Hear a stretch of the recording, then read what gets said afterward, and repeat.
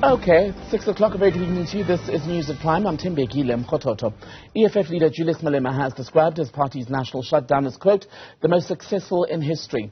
Sporadic and largely peaceful demonstrations were reported in various parts of South Africa today. Govan Whittles is live for us in Pretoria, where Julius Malema was also leading a march. Karinda Jagmohan has been watching movements in Durban, while Refiloe Seboko is in Mahikeng. Zikhona Tshona is tracking developments. We'll show them all to you in a moment. Zikhona is in Seshego. There they are. Let's start with you, Govan, because you basically got the last bite of this cherry when Julius Malema spoke a short time ago. How has he been reflecting on today's program? Well, he says it was a resounding success. He measures that not by the thousands or maybe 4,000 people that attended the march, but by the number of people that stayed away, saying that that was in direct response to their call for a shutdown.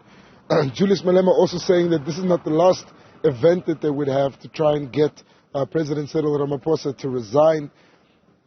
More than anything, Tembi, he's heralded the alliances that they formed, principally with the African Transformation Movement, with SAFTU, as well as smaller parties such as the PAC, the APC, that's the African People's Convention, as well as Carl Niehaus's party, who Malema walked hand in hand with through the city of Tshona as they made their way here to the official state residence of the president, where they conducted their protest. They said it was the first time that anyone had dared to come here, and essentially they don't only want the president to leave office, they also want him to leave the state residence. You could see some of their posters are still up, just one in fact, but through the day they had a number of posters, there are a number of slogans that they were chanting, calling for the president to resign over prolonged load shedding, but also over the manner in which his government has responded to crime, in particular gender-based violence, as well as the state of parastatals and general service delivery to the country. Forum for Service Delivery, another group or political party that joined Malema on this protest, and it looks like they're trying to build an alternative alliance to the ANC, trying to position themselves to set up some sort of sustained campaign to get the president to step down. They were outside his official residence and repeated that call a number of times. And of course, the president didn't respond to them. They didn't have any memorandum to hand over. But they considered today's shutdown a success because of the lack of activity that they say they've recorded in towns across the country. Whittles, let's leave you to get some rest. Live for us, Govan, having been working very hard from this morning despite the vocal issues. Govan, thank you. Govan is live for us in Pretoria, where Julius Malema led that leg of what the party has called its national shutdown. Let's go to KZN, Durban to be exact. Bring in Karinda Jagmohan. Karinda, how has today's program played out there?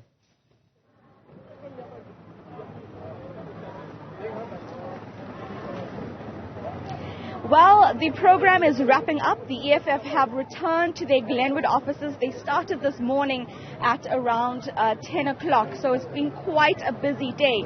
But as they marched, and it was somewhat of a peaceful protest that we saw in Durban, they were surrounded by members of the Metro Police, SAPS, and a number of private security companies, as well as community policing forums like the Umbilo CPF. I'm joined with Chairperson Calvin Thomas. Thank you for speaking to us.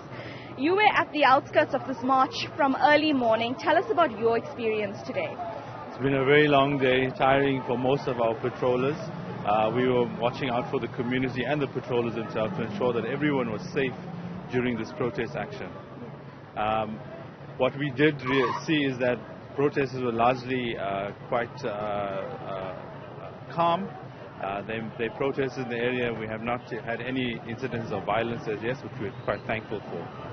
So no incidents of violence or no arrests that occurred today in this particular protest? Not that I'm aware of in this area. Things may have happened in town, which is out of our precinct. Yeah.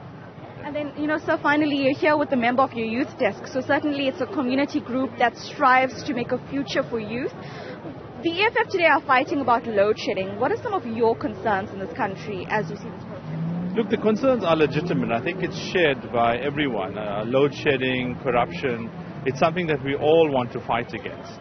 And I think the manner in which they went about it, some of the incitements that they were going around deterred a lot of people from joining the march. But the concerns that they have are quite real. Thank you so much for speaking to us, and of course a member of your youth desk here. Well, there you hear Thembekile, one member of the CPF who has been joining just the security of this protest that we saw in large part of today from when they started in this morning.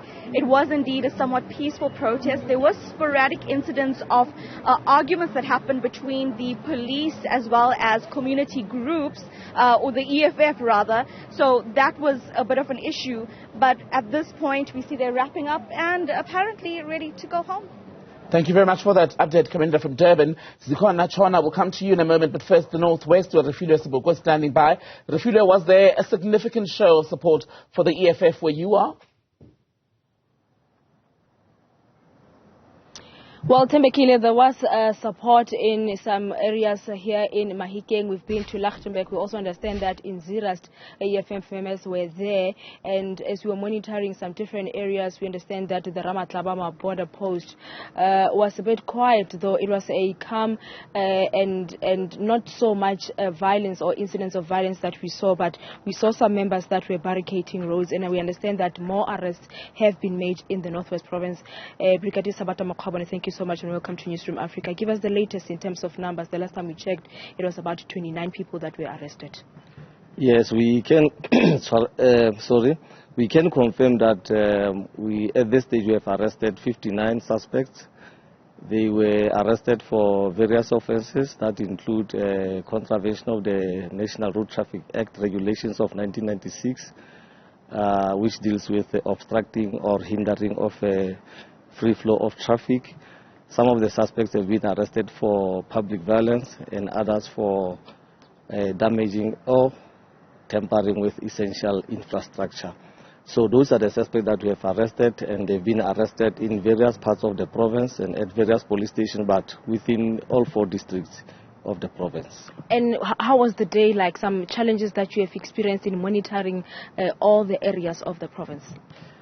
Yeah, the situation was relatively calm. However, we experienced a bit of a problem in Ikageng, where members of the committee wanted to barricade the N12. We also experienced a problem in Ikolini, where they wanted to barricade the N14. But we managed to deal with those situations. As we speak now, all those roads are open, traffic is flowing. However, we still have our members that will maintain presence in various strategic points, so that at the end of the day, we make sure that there is a stability and we continue to assert the authority of the state.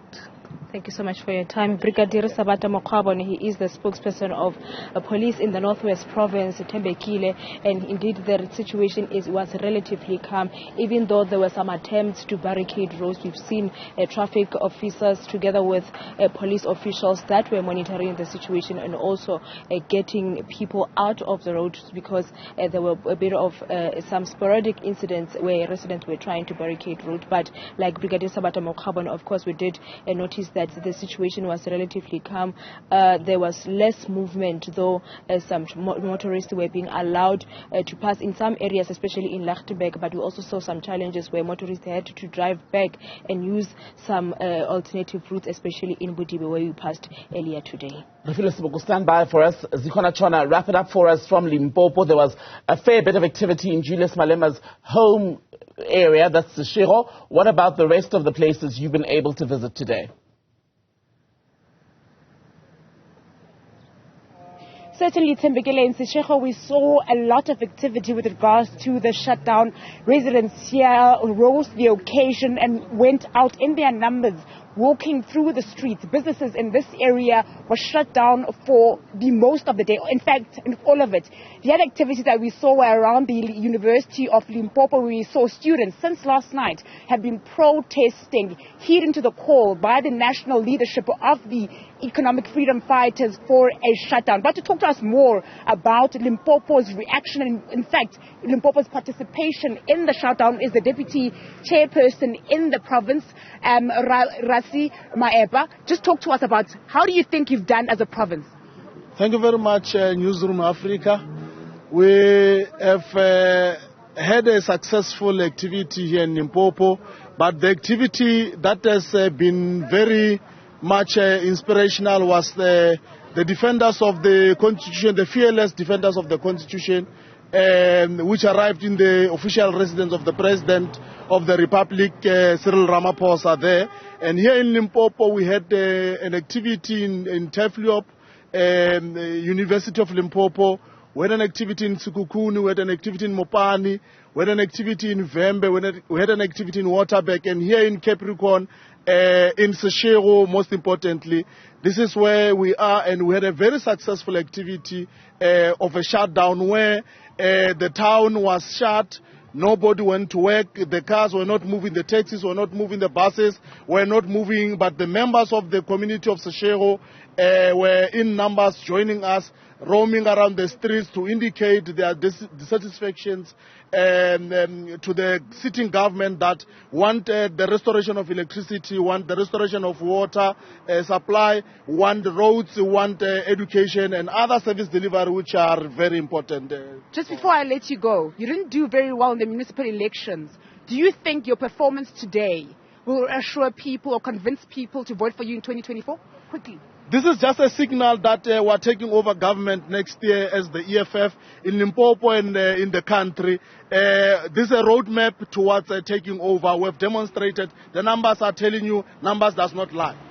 Thank you. That's the Deputy President of the Economic Freedom Fighters here in Limpopo saying numbers don't lie. They believe they've done well. And Thembekile, the much anticipated 20th of March has come and gone. And whether which side you are on this march, it was top of mind for everyone, hot on the lips of everyone, since the shutdown was announced. Zikhona, Tshona live for us in Limpopo. You've got Refiloe Seboko in the northwest. Karinda, Jagmohan keeping an eye on KZN, and Govan Whittles wrapping it up from Gauteng. Guys, thank you all for your reporting today on what's been a day of extensive coverage here on Newzroom Afrika of the EFF national program, a shutdown as they were calling it today.